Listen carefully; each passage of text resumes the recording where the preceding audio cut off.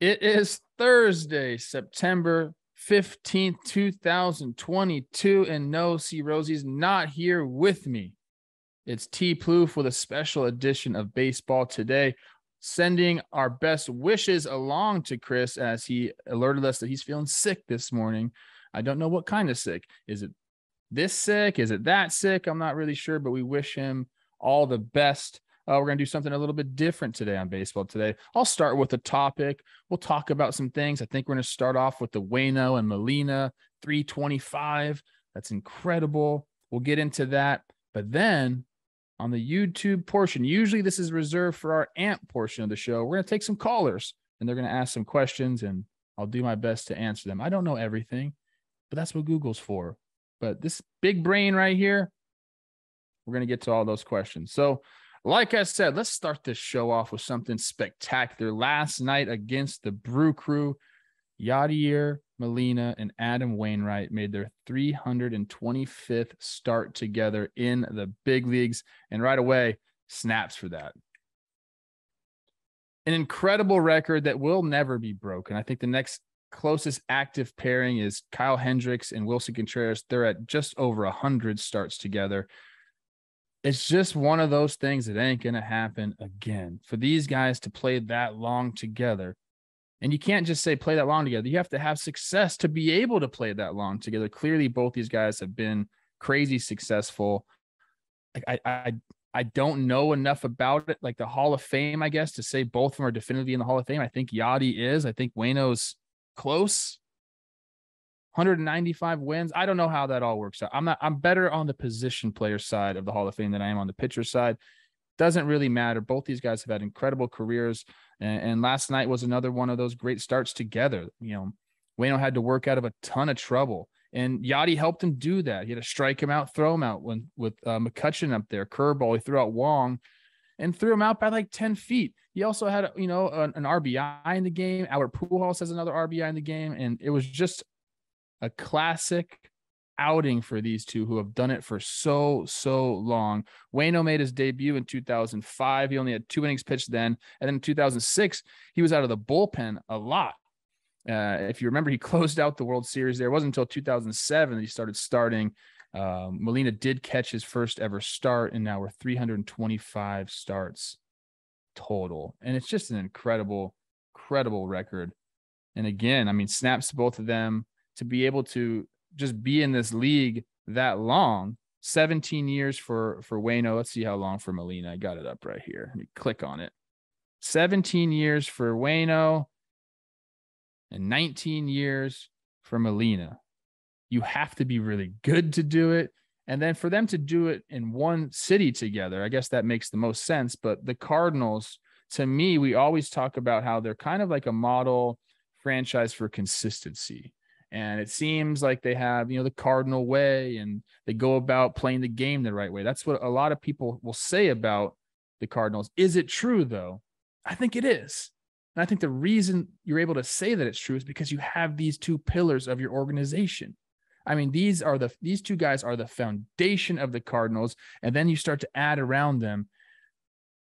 That is why they've been able to be so consistent. And they added some really, really good players around them with Goldschmidt and Arenado over the recent years. They brought some young guys up, but to have Waino and Molina kind of be there to answer questions, to show guys how to go about your business, I think it's really, really special. And man, they took another one from the Brew Crew last night. They're going to win that division, go into the playoffs. And I don't know if it's a swan song for everybody. I know supposedly it is for Albert. Waino says it is, but who knows? Molina, I'm not sure either. Like, I hope it isn't, because it's been a lot of fun to watch. So congratulations to both those guys. It really is a testament to just hard work, perseverance, and then just overall ability. I mean, these guys are two of the best. So again, snaps. And he had a sweet helmet on. I'm not sure if Dan showed that. Molina had the airbrushed helmet that had his number and Waino's number on the side, then 325 right on top. I always love when catchers do that, man. They should do that more often. Those really cool airbrushed helmets, I think, are really cool. So yeah, enough about the Cardinals and them. We love you guys. You're going to do it. Jay Flair, shout out. We are going to take our first caller today on the YouTube portion. I don't think we've ever done this. Joe Lars, go ahead and unmute yourself. Hey, Trev, how you doing? Good, thank you.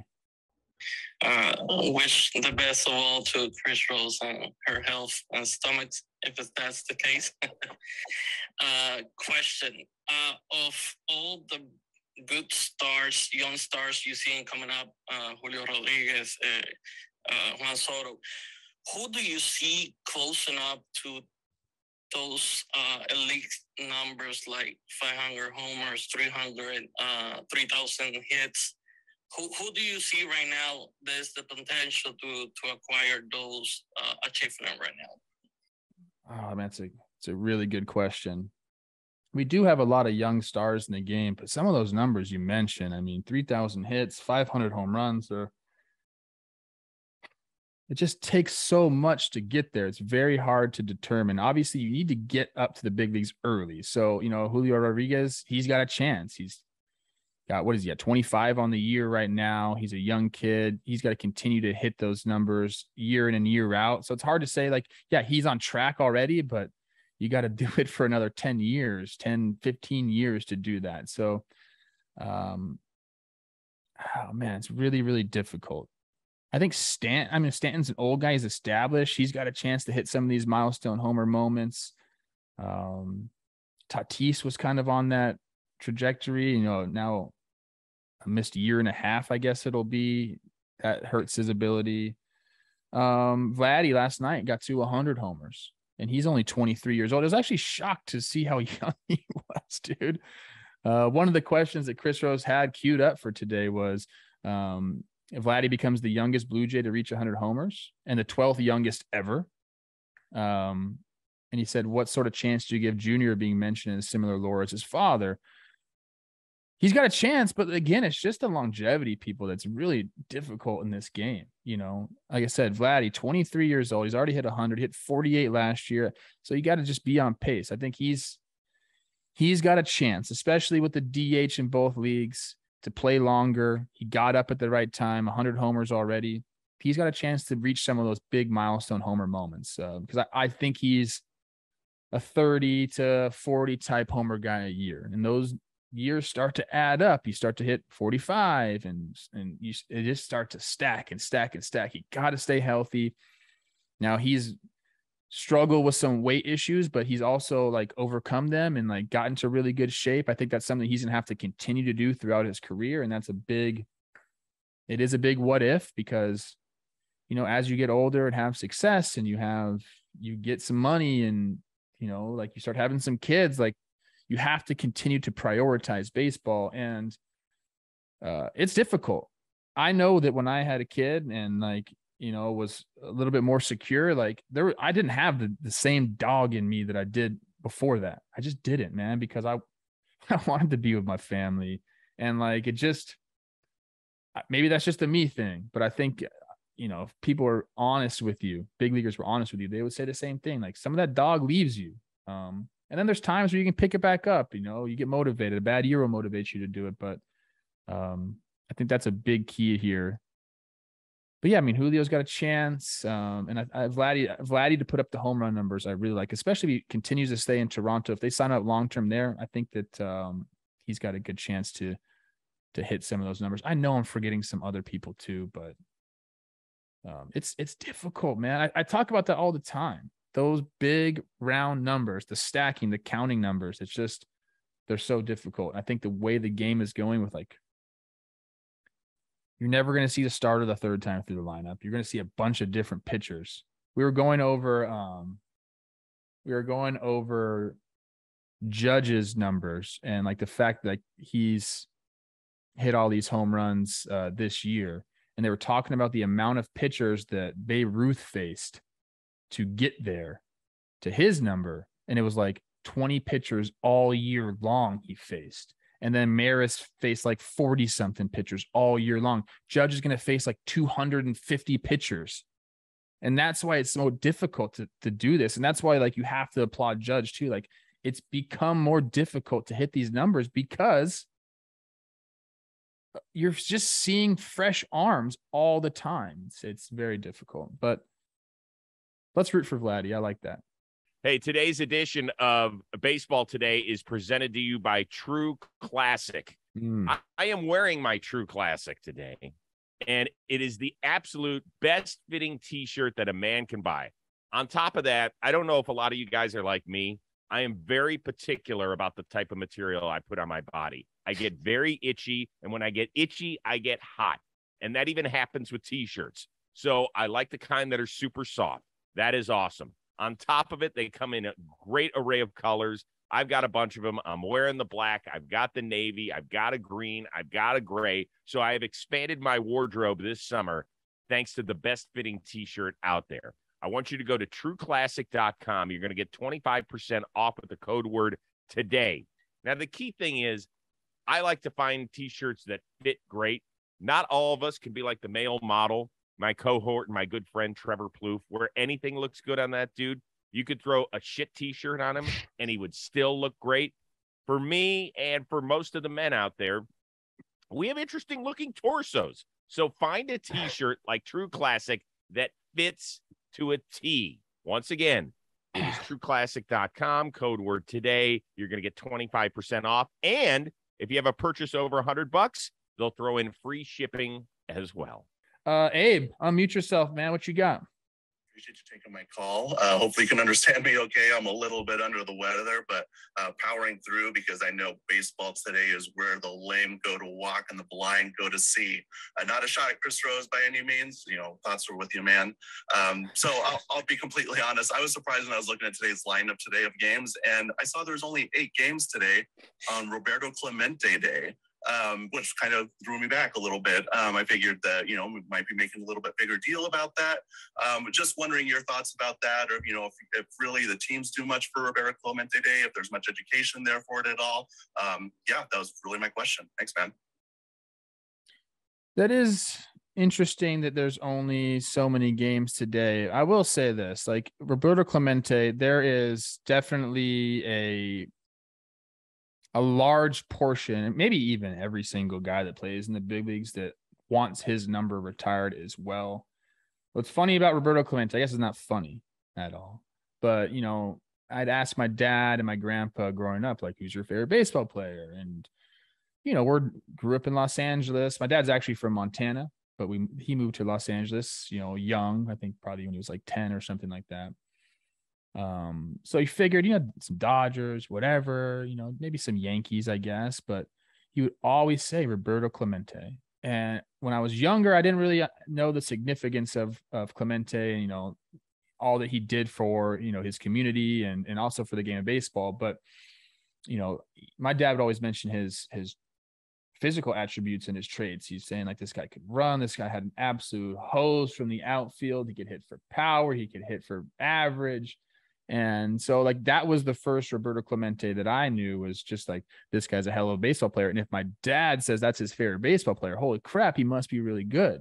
So I've always had this like affinity for him. And then as you get older, you understand like, again, the significance of him. And you know, now we have an award named after him that, you know, is given to the person that has extraordinary character, community involvement, philanthropy, positive contributions, both on and off the field. So it's one of the more prestigious awards that we have in all of baseball. And I really mean that. I'm not just saying that because like, oh, hey, like I want to sound like, you know, everyone wants to do the right thing. Like guys covet this award, and it's an honor to be even nominated for it, and to win it just really means a lot. It means you're a good person giving back to your community. Have to be in the big leagues, obviously. So there's a lot of things that it means. But again, I'll reiterate what I said earlier. Most guys in the big leagues would want number 21 to be retired for everybody. And I think that would be something cool that we could eventually do. At the very least, I think we're wearing a 21 patch on today. I'd like the numbers to all be 21. We do it for Jackie, and that's awesome. I like, that's one of my favorite days to play also. During the regular season is when you get to wear that number on your back. I think we could do it for Roberto as well. I think 21 would be really cool. That's just me though. Good question. I like that one. Let's see. Do we need to talk about anything else before I take a call? Actually, I want to talk about something else before we take another call here. These are some of the questions that C Rose had for me.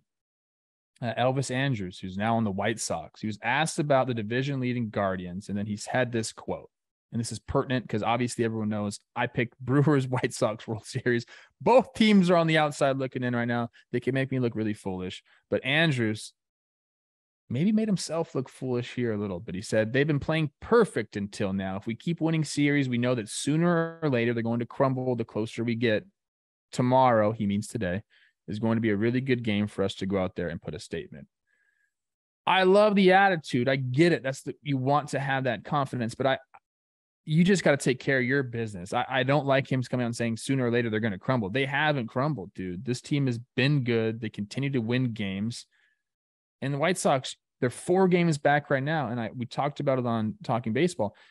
The Guardians have the tiebreaker. So that 4-game lead essentially is a 5-game lead. The only way the White Sox can get the tiebreaker is to win today. And then there's another 3-game set. They have to sweep that damn thing. If the Guardians win 1 game at all, they have the tiebreaker, and that makes it even more difficult for the White Sox to pass them. They have no shot in the wild card. The only shot is the division here. And good luck, man. I'm rooting for the White Sox. I mean, at the beginning of the year, I thought they had one of the better rosters in all of baseball, but it just hasn't been that way. I know they've dealt with their fair share of injuries, but every team goes through that.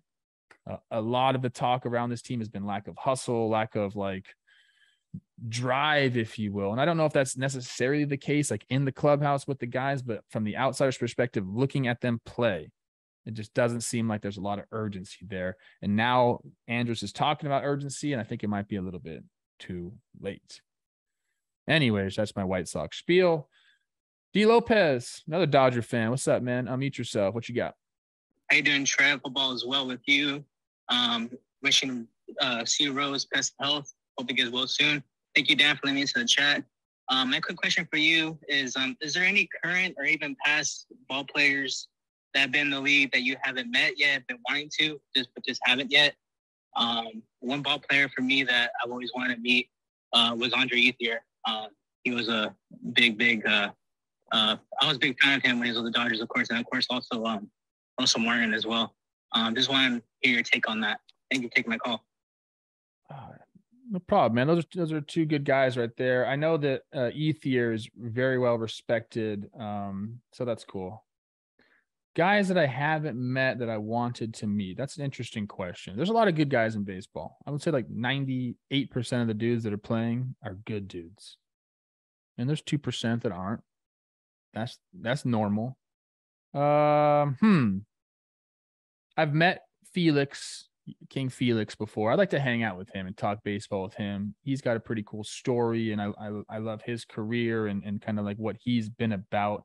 I love guys that have long stints in one organization. I really like that a lot. Man, it's funny. Like, I used to have all these dudes I wanted to meet. Like growing up, like the people that I watched, I wanted to go talk to them and meet them. And then as you get into pro ball and you start to have coaches that maybe played with the guys that you watched, and you ask them like, hey, how's so-and-so? Like, I loved him growing up. And they'll be like, not so much. I'll give a name. And I don't know. Maybe I'm throwing some people on the bus here. I don't know. I always loved Brett Butler. Like when I was a young kid, there was just something about it. Like I had this little flip book and it showed you how to bunt. And, you know, Brett Butler was like the bunter. So I loved him. And then I got into pro ball and asked one of my coaches, I'm not going to say who it was. I asked one of my coaches, like, I think Brett was like a hitting coach with the Marlins, and we were playing him in spring training. I was like, hey, like, can you introduce me to Brett? Like, I just like loved him growing up. And he goes, no. Like, what do you mean no? Like, come on, hook me up. It's like, you don't want to meet him. And so like, there's that aspect to it where like, they say don't meet your heroes. And I guess maybe that was one of the cases. Maybe I'd like to meet Brett. Maybe that coach was wrong. I don't know. But you kind of start to hear that a lot about some of the guys. So it's interesting. But yeah, King Felix would be cool to hang out with. And then I'm trying to think. Let me give you one more guy who I really, really respected. Paul Konerko was like my guy. Like, I loved watching him play, and just like he just put his head down and went to work. And I know that's not as cool these days. You don't have to do that to earn my respect, but the way he did it, I really liked it. And I've met him a bunch, obviously playing against him, but to hang with him, I think would be cool. Good question. All right, we got time for one more, I believe. We got Who's Your Daddy on the line. Go ahead and unmute yourself and ask away. So I kind of had this feeling like all year with Carlos Correa, it felt like he was having something of a down year for his standards for a lot of the year. And I just wanted to know, do you think he's going to opt out, but do you think it was a mistake for him to sign this weird 3-year opt-out deal contract instead of going for a longer term deal last year? Oh, I'm not sure. Look, the dude made $35 million this year. So like he wants that type of AAV. And I don't think that was available to him at the years that he wanted. So this is something I know that Boris like went to the Twins with. This wasn't like the Twins being, hey, we got this cool idea. It's like Boris came up with this. Or whoever his agent is. It's not Boris. It says WME. I don't know. Whatever. His agent came up with this. Sorry if it's not Boris. I don't know. I think at the end of this year, we talked about this a little bit. I don't think he is going to opt out or opt back in, although he surely could, because there is a pretty big group of free agent shortstops this year. It's him, it's Trey Turner, it's Bogarts, it's Dansby. He could either opt back in, make his 35.1 again next year, and then come back out at, he'll be right around 29 at the end of next season, and then enter the free agency market again. Or he could go and try to get just a long contract now, set himself up, and that'll be it. I don't think he gets the 35 AAV that he wants unless he takes a smaller amount of years. In my mind, I think that he ends up opting out and just going kind of wherever the biggest check is. I don't see him back in Minnesota unless they restructure and do all that different stuff. But he's had a pretty good year. He's turned it on. 4.5 WAR right now, according to Baseball Reference. He hit the 20 homer mark. OPS at 823. I mean, he's kind of like right at his career numbers. A career on base percentage of 356. He's 358 right now. Career OPS of 835. He's 823 right now. So like, he's kind of done exactly what he needed to do. He's 1 year older. Again, I don't think he's going to get that 35 for 6 years. That's not going to happen. But I think he ends up testing free agency and then just taking the most money. I think you can't do another year of this if you're him. You just want to cash in, get the biggest check you can. And that's it, man.